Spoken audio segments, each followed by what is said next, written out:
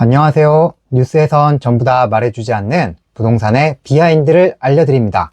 뉴말부입니다. 오늘은 많은 분들이 궁금해하실 것 같은 주제를 다뤄보겠습니다. 부동산 시장이 관망세에 접어들었는데 과연 앞으로 상승을 향해 갈 것인지 아니면 하락을 향해 갈 것인지 오늘 데이터로 한번 같이 풀어보는 시간을 가져볼까 하는데요. 부동산이 상승할 거다 아니면 하락할 거다 라는 논쟁도 최근 들어서 다시 뜨거워지고 있는데 지금 집을 사도 되는 것인지 아니면 좀 더 기다리는 게 나을지 혼란스러운 분들도 많을 것 같습니다. 오늘 영상을 끝까지 보시면 데이터를 바탕으로 명확한 해석을 통해 현 상황을 제대로 파악하고 앞으로의 방향성까지 읽어내실 수 있으시게 될 겁니다. 자, 그럼 오늘의 주제 본격적으로 시작합니다. 최근 들어 서울 아파트 매매 가격은 상승세가 뚜렷하게 둔화하고 있는 상황입니다. 한국부동산원의 10월 둘째 주 주간 아파트 가격 동향 자료에 따르면 서울 아파트 매매 가격은 30주 연속 상승을 기록했습니다. 하지만 여기 그래프에서 나타나듯 최근 5주 동안 상승폭이 크게 줄어든 것으로 나타나고 있죠. 정부의 강력한 대출 규제로 인해서 안정세를 찾아가고 있는 모양새인데요. 그러다 보니 매물량이 늘어나고 있습니다. 부동산 빅데이터 업체 아실 자료에 따르면 10월 18일 기준 서울 아파트 매매 물건 수는 두 달 전보다 11.6% 늘어난 88,600여 건을 기록했습니다. 이건 아실이 서울 아파트 매물을 집계한 이래 가장 많은 규모입니다. 전세 매물 역시 최근 한 달 사이 조금씩 늘어나고 있는 모습을 보이고 있고요. 이렇다 보니 정부에서도 집값이 잡히고 있다고 자랑을 합니다. 박상우 국토교통부 장관은 이달 초 국정감사에서 최근 부동산 시장에 대해 88 부동산 대책과 수요 관리 대책 발표 이후 상승세가 멈칫한 상황이라면서 재개발 재건축을 통해 신규 주택 공급이 활성화할 수 있도록 관련 법안이 제출돼 있다라고 자평했습니다. 이런 수치들이 발표되니까 일각에선 부동산 하락장이 시작됐다는 주장들도 나오고 있는데요. 매물들이 자꾸 늘어나는 상황이다 보니까 집을 팔려면 이 집주인들 간의 경쟁이 붙어서 결국 마음 급한 사람이 집을 싸게 내놓게 될 거고 그것은 다시 할인 경쟁을 낳으면서 전반적인 하락장으로 이어지고 대폭락의 시작이다 라고 하는 주장인데요. 들어보면 이게 설득력도 꽤 있습니다. 확실히 요즘 집값 올랐다는 소식도 뜸해지고 정부에서도 틈만 나면 집값을 잡겠다고 하니까 집을 살 마음이 있었던 분들도 이거 지금은 때가 아닌가? 좀 더 기다려 볼까? 그래, 금리도 지금 좀 높은 상황인데 굳이 무리할 필요는 없지 않겠나 하면서 일단 기다리자라는 심리가 번지고 그래서 시장을 관망하는 사람들 역시 늘어나고 있는 그런 상황입니다. 그런데 여러분, 이럴 땐 데이터를 하나만 보는 게 아니라 여러 가지 데이터를 봐야 하고 또 이 데이터가 어떤 의미를 가지고 있는지 해석하는 게 더 중요한데요. 과연 이 매물이 늘어나는 상황이 어떤 것인지 정확하게 진단하는 게 중요하다고 할 수 있겠죠. 이 힌트는 바로 거래량에서 얻으실 수가 있습니다. 서울 아파트 매매 거래량은 지난 7월 정점을 찍고 확연하게 떨어지고 있는데요. 특히 9월 거래량은 집계를 마치기까지 아직 열흘가량 시간이 남아있는 상태이긴 하지만 8월 달보다도 한참 못 미칠 게 확실시 됩니다. 부동산에 찾아가면 매물은 많은데 정작 거래는 성사되지 않는 그런 상황이라는 거죠.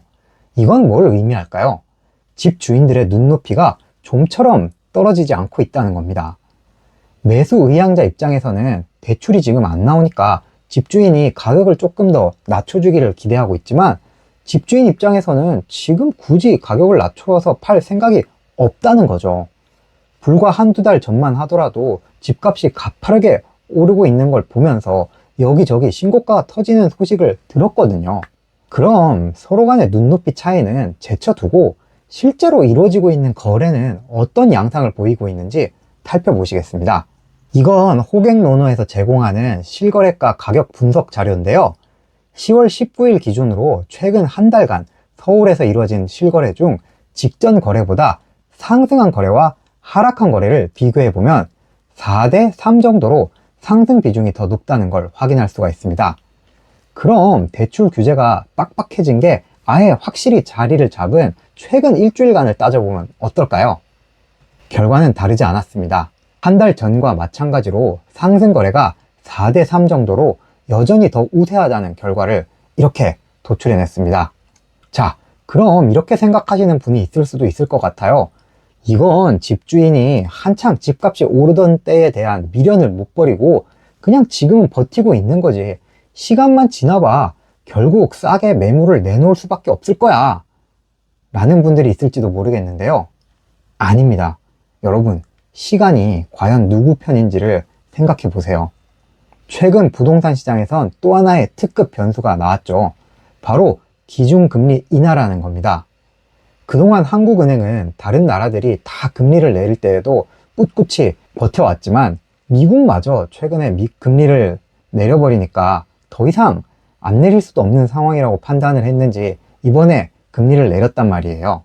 더구나 금리는 앞으로도 내릴 가능성이 훨씬 크면 컸지 다시 오를 걸 예상하는 사람은 거의 없다고 봐도 무방한 상황입니다. 금리가 내리면 누구한테 유리합니까? 바로 집주인입니다.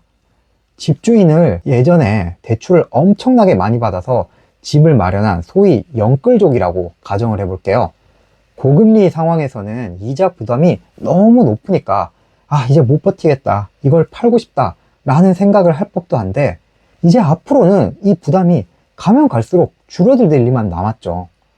특히나 과거에 고금리 시기를 버텨왔던 집주인들이 그토록 기다려왔던 금리 인하의 시기가 왔는데 굳이 시세보다 지금 와서 낮은 가격에 집을 팔 생각이 있을까요? 더군다나 지금 부동산 시장의 변화를 이끌어낸 유일한 수단인 정부의 대출 규제 문제도 일시적인 효과에 그칠 가능성이 높습니다. 정부가 부동산과 관련된 대출기를 틀어 막으면서 내세운 논리가 뭐예요?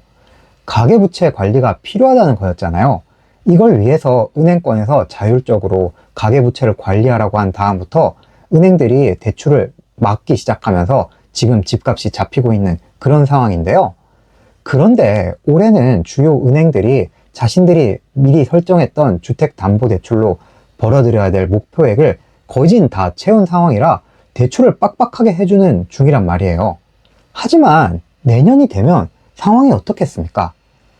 은행들도 다시 돈을 벌려고 영업을 해야 하니까 막아놨던 대출기를 다시 열어줄 가능성이 매우 커진단 말입니다. 이렇게 되면 그동안 정부에서도 억지로 눌러왔던 수요가 다시 시장에 불을 지피게 될 개연성이 그만큼 높아지게 됩니다.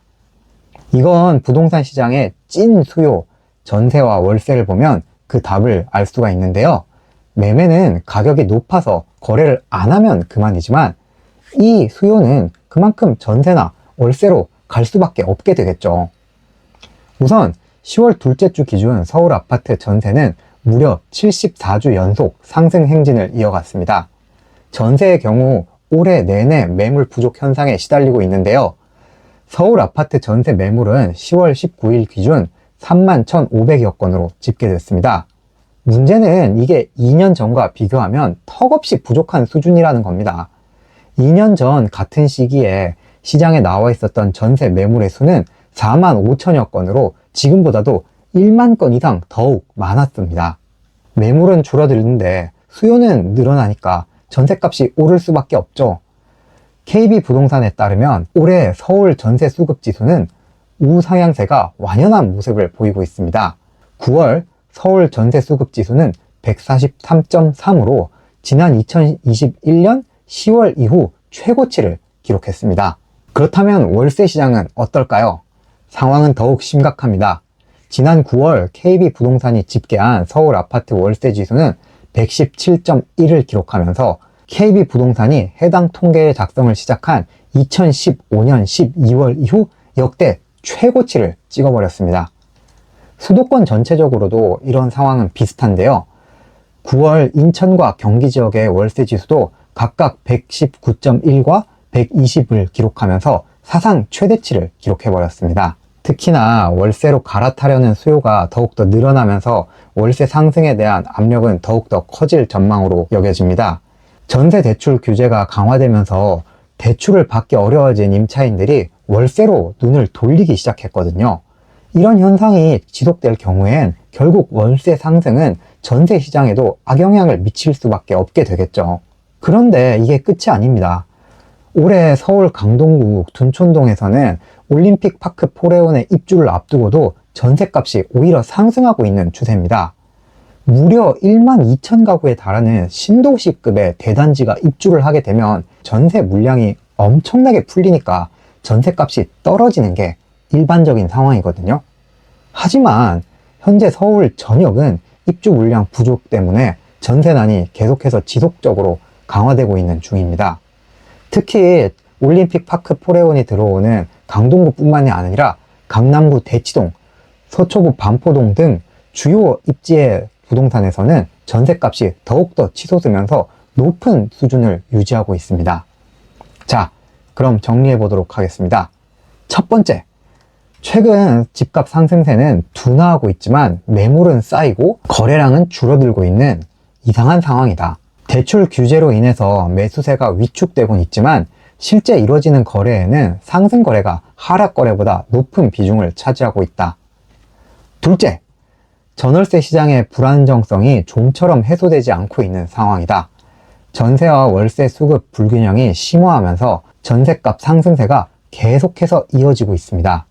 전세가 부족해지는 상황에서 매매의 대기 수요가 전세로 전환되고 그러다 보니까 전세 수요도 월세로 넘어가면서 실수요자들의 주거비 부담은 더욱더 가중되고 있는 그런 상황이다. 셋째, 이런 상황에서 대출 규제가 완화되고 금리가 추가로 인하될 경우 현재 눌려져 있던 매수 수요가 다시금 시장에 불을 붙일 가능성이 높아집니다. 여기다 전월세 시장의 상승세를 감안하면 매수 대기 수요가 터져 나왔을 때 부동산 시장은 다시 한번 커다란 큰 변화를 맞이할 수 있을 것으로 보여집니다. 보통 주택시장의 관망세가 짙어지게 되면 앞으로 집값이 오를지 내릴지에 대한 논쟁이 심화되게 되는데요. 이럴 땐 한 가지 데이터만 보고 덜컥 판단하지 마시고 시장에 존재하는 여러 가지 데이터들을 함께 고려하면서 상승 요인과 하락 요인들을 종합적으로 살펴보는 것이 좀 더 시장을 정확하게 볼 수 있는 방법이라는 점 꼭 기억해 두시기 바랍니다. 저는 앞으로도 이런 시장의 다양한 요인들을 항상 눈여겨보고 있다가 여러분들한테 종합적인 인사이트를 전달해 드릴 수 있도록 최선의 노력을 다하겠습니다. 오늘 제가 준비한 내용은 여기까지입니다. 영상이 도움되셨다면 그냥 가지 마시고 구독과 좋아요 꼭 눌러주십시오. 여러분들의 응원이 제가 영상을 만들 수 있는 유일한 가장 큰 원동력이 되고 있습니다. 그럼 전 뉴스에선 전부 다 말해주지 않는 진짜 부동산의 이야기로 다시 돌아오겠습니다. 그럼 다음에 만날 때까지 모두 안녕!